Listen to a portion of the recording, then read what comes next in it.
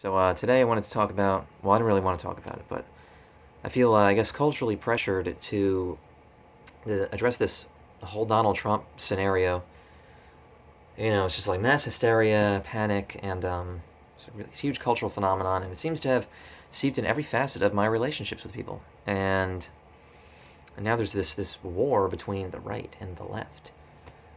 Because oh dear, they're so wildly different from one another. But anyways, the spectrum of opinion doesn't need to be reduced to either the right or the left. You don't have to just emotionally invest yourself and identify in as either this sort of violent, gun-toting, beer-drinking, um, inconsiderate, conservative, racist, whatever.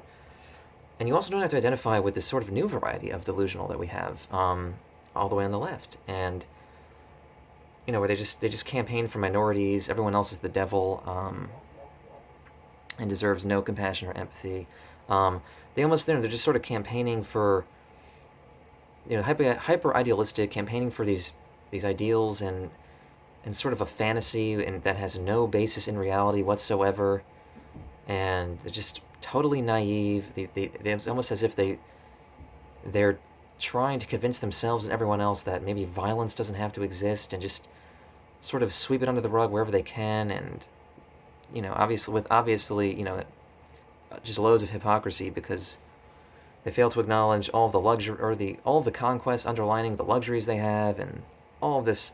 Okay, so you could just fall somewhere in the middle and just be like a skeptical, critically thinking, autonomous person that rations their time and empathy and attention to scenarios and people based on the actual experiences that they have with that sort of phenomena, in their life, and they can sort of create their own culture and and educate and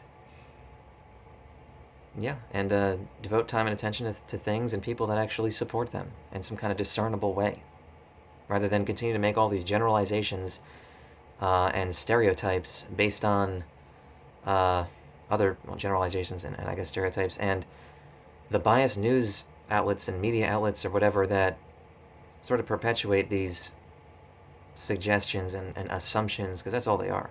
Because we have no experience or any evidence through all these mediums that we're told things through.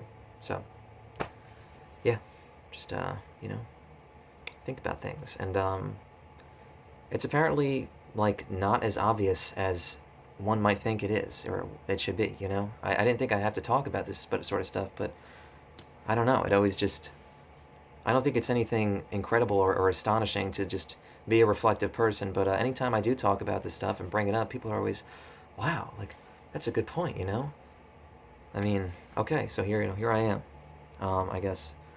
And what else? So Donald Trump being president, I could totally understand the sort of the uncertainty and the fear and all that going along with with him being the president. I guess especially the embarrassment with someone like him, just this seemingly backwards, non-innovative person to lead the country, whatever that they actually did. Um, so you have to really consider, regardless of all that, to what extent you can actually justify devoting all of this time and attention to sort of observing other ambitious people achieve success. People that aren't you, you know, um, or people that support you and that you value. Because when you're in the stands and you're booing and cheering, it doesn't really matter which it is, because you're all that you know time and attention is devoted to that person or whatever team or something, and you're inadvertently cultivating them, and empowering them. Um, and having said that, I feel like a lot of people, because of that, there is, obviously we have on the right, we have maybe the more obvious example, people living vicariously through these leaders who they have no idea if actually support them in any kind of way. They've just been told things, and just assume that they're true.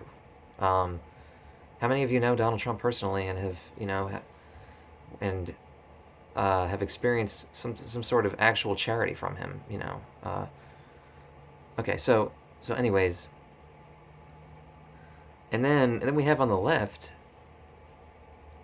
maybe a less obvious example of obsessing over a person, because I see these statuses and whatever all over Facebook, and just articles of people just hating Trump. But do they really hate Trump? Because he's all they talk about. And I mean, what would they talk about if Donald Trump wasn't president? I mean, what would they do with their time? Really, I wonder. Um, would they be forced to sort of consider their own inadequacies and devote all that time and attention to actually reflecting and maybe accepting certain aspects of themselves that cause them to remain confined to these self-destructive routines that they, blame other people for? Would they be forced to realize that they're victims of themselves? And there are a lot of examples of this. Obviously, it's not just Donald Trump, but that just people do. So I think a lot of people are really subconsciously thrilled that he's president. So now they can continue to justify their miserable lives and perpetuate this victimhood culture where they all just sort of relate based on the oppression that they've been subjected to. And yeah, so I mean, I think it's really important to consider if you're going to just kneel at the altar of Donald Trump's buffoonery for the next 4 to 8 years, just stop pretending that you hate him. At the very least, be honest. You love Donald Trump, and you love being conquered. Yeah, I guess that's all I really wanted to say. Hope I don't get too much vitriol for this post here, but either way, glad you all took the time to have a look. Bye bye.